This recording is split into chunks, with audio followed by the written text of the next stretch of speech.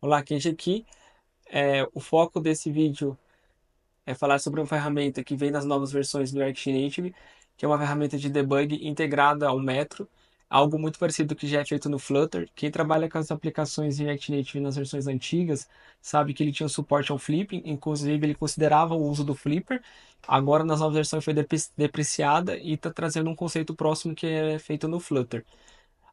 O nome debug surgiu com uma desenvolvedora da Marinha, o nome dela é Crazy Hopper.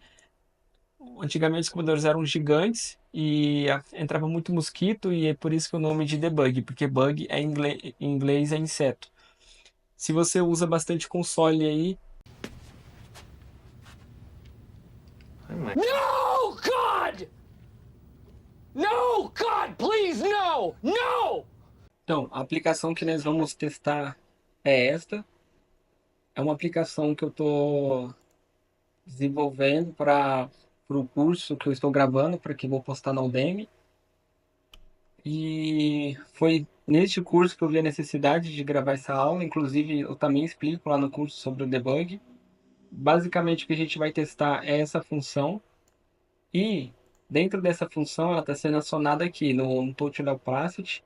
Então, que é, no caso, é nossos ícones ali de coração. O, é muito comum você ver desenvolvedores colocando um console log aqui para debugar, mas isso, sem dúvidas, não é a melhor maneira de ser feita. Então, o que você vai fazer? Você vem aqui no seu terminal, no seu Metro, e você vai clicar o J. Ao apertar o J, inclusive, ele comenta aqui do DevTools, né? No caso. Aqui no meu caso, o browser default é o Safari, porém, não é compatível com o Safari e nem com o Firefox. Então, eu vou abrir o Google.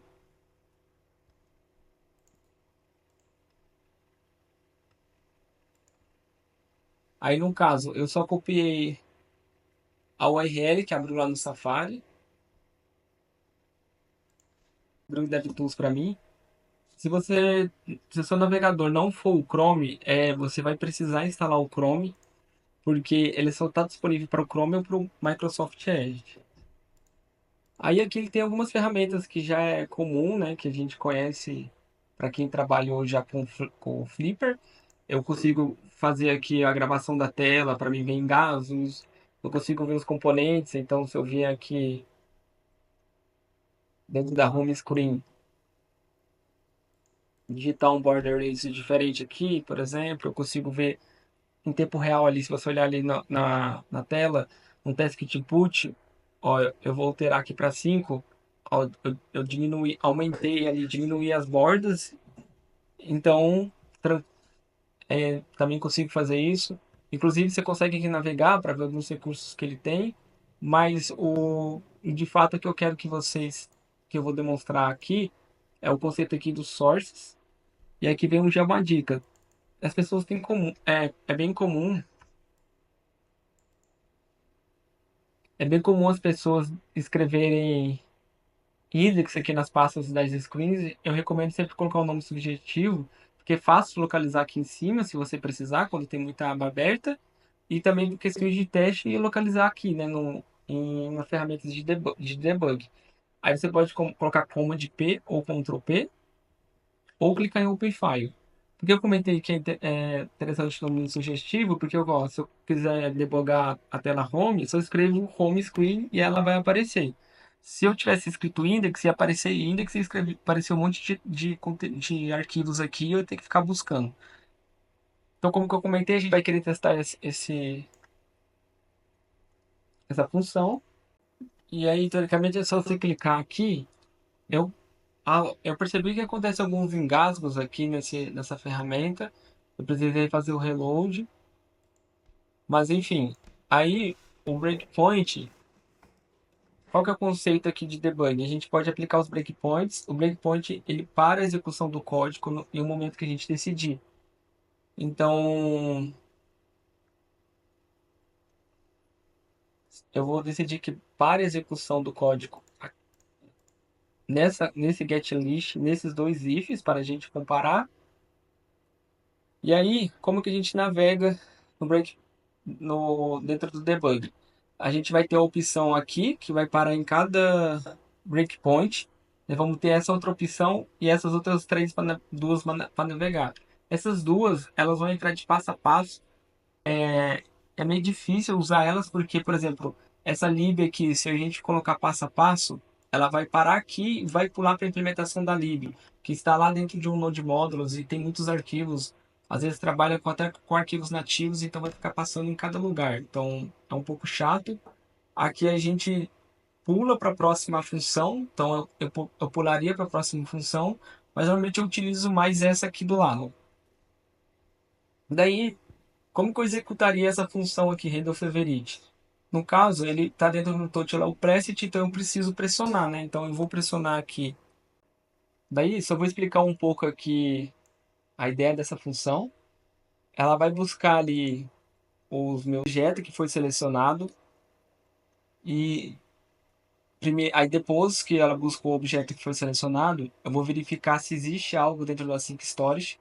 Se existe, eu vou criar um novo array e setar esse novo array. Se não existe, eu vou simplesmente adicionar só um valor. Eu não vou entrar muito em detalhes em tudo aqui, porque eu entro lá no curso, não é o foco também desse vídeo. Mas basicamente é isso. Aqui eu construo um novo array, eu seto esse novo array aqui no Async Storage, e quando não é essa função, eu pulo para debaixo aqui, que eu vou setar só um valor lá dentro do Async Storage. A ideia aqui é eu conseguir adicionar os IDs dos cards favoritos, ou seja, das viagens favoritas.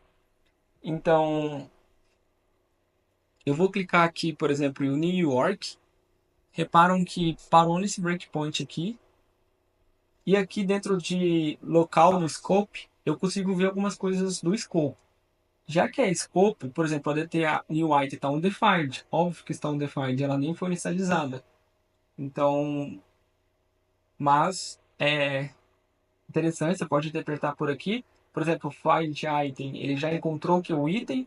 Então, o find encontrou o place que foi selecionado, que de fato é o New York, que eu cliquei o primeiro.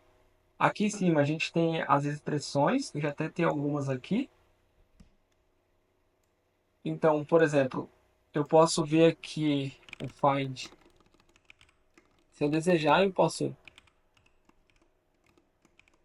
colocar aqui, que eu vou ter um objeto. Também posso colocar expressões. Então, por exemplo, eu quero ver se find item é diferente de null. True. Então, ou seja, nesse if há uma possibilidade dele entrar, pois um predicado está ok. Agora vamos para o próximo predicado, que é o get utilized. Eu posso fazer uma expressão também aqui, se eu desejar.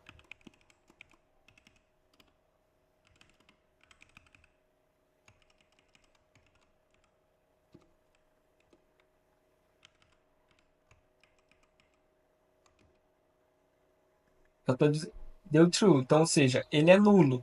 Então, para quem lembra aí de programação básica, ele não vai cair aqui por causa que é um Williams, os dois têm que ser verdadeiro. No caso, eu não precisaria nem fazer essa expressão, eu estou dando um exemplo, porque no caso aqui o getListItem vai retornar null, e é natural, porque eu excluí o aplicativo, então não tem nenhum valor salvo lá no device da pessoa. Então ele vai pular para a próxima, e aqui no caso ele vai fazer um stringify para adicionar como uma string um array do tipo com o ID que ele clicou.